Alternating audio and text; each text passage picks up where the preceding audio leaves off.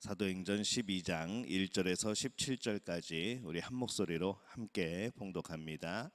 그때에 헤롯 왕이 손을 들어 교회 중에서 몇 사람을 해하려 하여 요한의 형제 야고보를 칼로 죽이니 유대인들이 이 일을 기뻐하는 것을 보고 베드로도 잡으려 할세 때는 무교절 기간이라 잡음에 옥에 가두어 군인 내식인 네 패에게 맡겨 지키고 유월절 후에 백성 앞에 끌어내고자 하더라.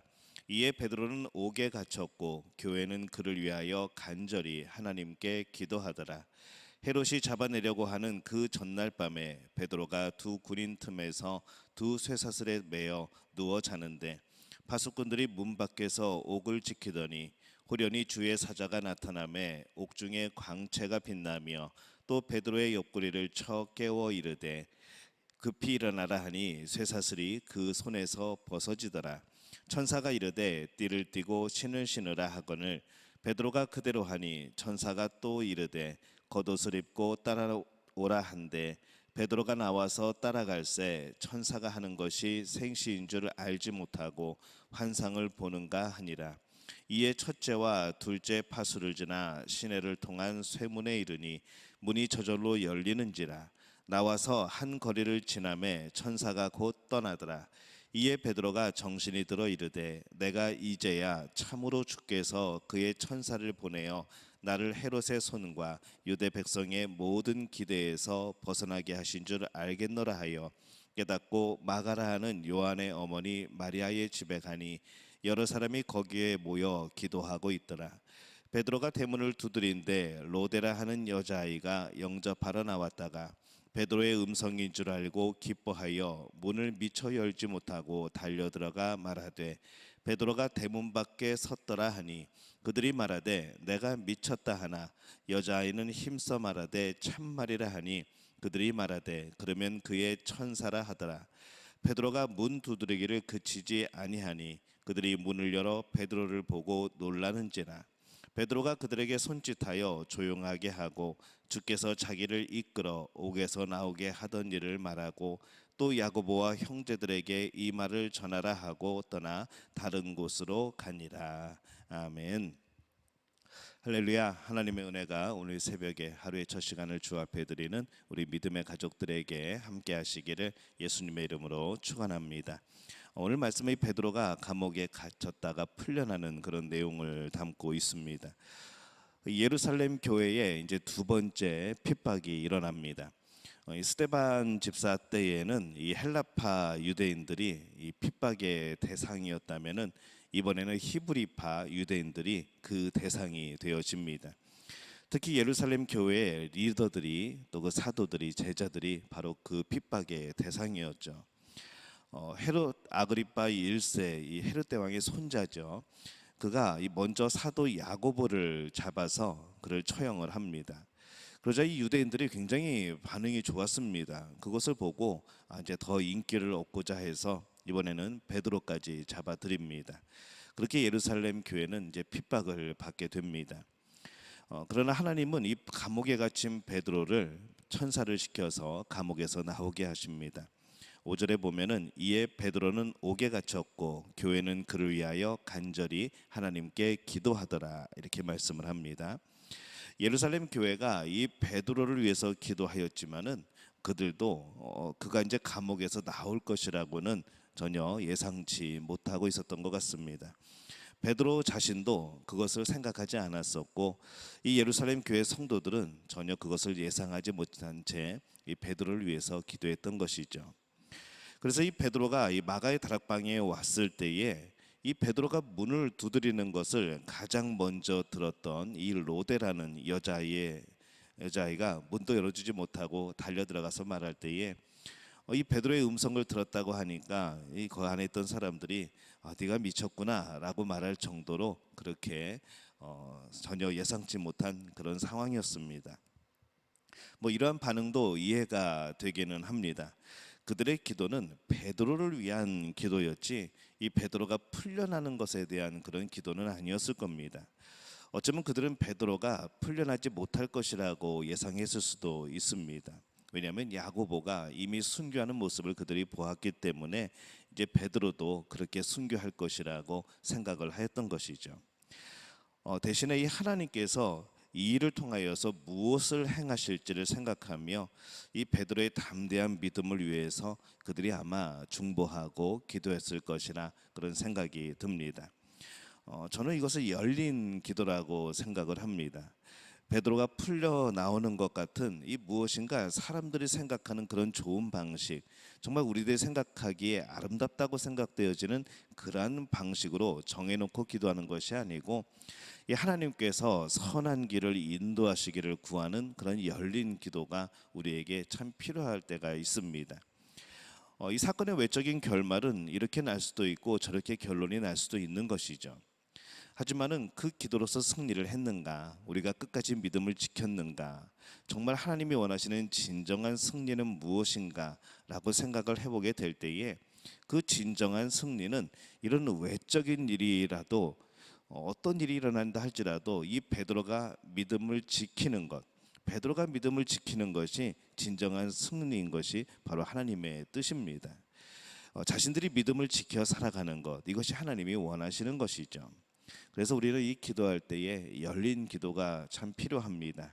우리가 우리의 욕심 따라 답을 정해놓지 않고 하나님이 좋은 지혜를 주시기를, 또 하나님께서 역사하시고 보여주시기를 기도하는 그런 기도가 우리에게 참 필요합니다. 이 헤롯 아그리파 1세의 핍박은 이제 사도들을 흩어놓습니다. 이제 예루살렘 교회는 사도들이 남아있지 않습니다. 왜냐하면 그 전에 전부 다 파송이 되었죠. 그래서 어제 말씀을 우리가 나누었던 이 안디옥 교회는 바나바가 파송이 됩니다. 왜 바나바가 파송이 되었을까 생각을 해보면은 그 전에 이미 다른 사도들이 전부 다 파송이 되었던 것이죠. 때로는 감옥에 있었고 그랬습니다. 그러다 보니까 이제 사도들이 없다 보니까 바나바가 파송이 되게 되어진 것이죠. 그렇게 사도가 없는 가운데서도 이 예루살렘 교회는 묵묵히 이 중심된 교회로서의 그런 역할을 잘 감당을 했습니다. 베드로 자신도 이번에 이 헤롯 아그리파 1세의 핍박을 피해서 이 예루살렘 교회를 떠나서 다른 지역으로 이제 이동을 합니다. 근데 그것이 마치 핍박을 피해서 두려워서 가는 그런 모습이 아니고 마치 하나님께서 파송하시는 그런 파송을 받아 가는 것처럼 그런 모습으로 떠나게 되죠. 그래서 이전에 스데반의 순교, 또 이후에 헬라파 유대인들이 로마 제국의 곳곳으로 흩어져 간 것처럼 이제는 사도들이 이 로마 제국의 곳곳에 가서 복음을 더 가르치게 되는, 또 복음을 더 전파하게 되는 바로 그런 파송이 이어지게 됩니다. 두 번째 순교자였던 이 야고보도 젊은 나이에 죽임을 당합니다. 어쩌면 그가 이 유대교적인 율법주의에 대해서 공격적인 발언을 하였기 때문에 그를 가장 먼저 잡아 죽였을 수도 있죠. 그리고 이 베드로는 감옥에 갇혔다가 이 하나님의 주권적인 그런 역사하심으로 그로 인하여서 풀려나게 되어집니다. 그래서 우리는 어떻게 보면은 우리 생각으로는 이 베드로는 왜 풀려나고 야고보는 왜 죽었는가라고 생각을 하지만은 베드로가 교회가 더 기도를 많이 해줘서 그런 건가, 야고보는 기도를 좀 덜 해줬나라는 그런 생각도 하지만은 그런 우리의 기준이 아닌 것이죠. 이런 이제 우리의 마음이 왜 드는가 하면은 우리는 이 죽음에 대해서 그것을 굉장히 불행한 것으로 여기기 때문에 이제 우리는 그런 생각을 하게 됩니다. 하지만은 이 야고보든지 베드로든지 둘 다 이 하나님의 세밀한 계획과 인도하심 가운데 일어난 사건이라는 겁니다. 그들이 어떤 외적인 모습을 처했던지 간에 결국 영광을 받으시는 분은 하나님이시고 그 하나님의 뜻은 이루어지는 것이죠. 오늘 말씀에 이 예루살렘 교회에 대한 말씀은 이제 예루살렘 교회 자체에 대한 말씀은 이제 이 말씀으로 끝이 나게 됩니다. 나중에 또 언급이 되긴 하지만은 중심이 되어지는 말씀은 이제 끝나게 됩니다. 그렇게 놀라운 일들이 많이 일어났고 또 참 큰 성장을 이루기도 했고 또 사도들의 그런 지도하에서 든든히 서가고 있던 이 예루살렘 교회였는데 조금 그 마지막이 그냥 흩어지는 것으로 그렇게 끝나는 것이 아닌가라는 그런 모습으로 좀 보일 수도 있습니다. 하지만은 그곳에서 우리는 하나님의 인도를 볼 수 있는 것이죠. 그리고 그 백성은 하나님 앞에서 열린 마음으로 살아가야 된다는 것을 우리가 다시 한번 깨닫게 됩니다. 하나님의 인도하심은 참 넓고 또 깊습니다. 하나님께서 그 백성을 어떻게 인도하실지 모르는 것이죠. 그렇기 때문에 우리가 이 하나님의 인도하심에 마음을 열고 또 그 인도하심에 순종하며 살아가는 것이 참 우리에게 중요한 일입니다. 하나님의 인도하심이 가장 위대한 길이고 가장 선하고 복된 길이기 때문에 그런 것이죠. 그 인도하심이 우리가 보기에는 큰 일이든 또한 작은 일이든 기쁜 일이든 슬픈 일이든 하나님의 인도하심이라면 그 길은 반드시 위대한 길이 되어집니다. 그래서 이 예루살렘 교회는 그곳에서 하나님의 인도하심을 깨닫기 위해서 열심히 기도하면서 지금 순종하고 있는 그런 모습을 우리가 발견하게 됩니다.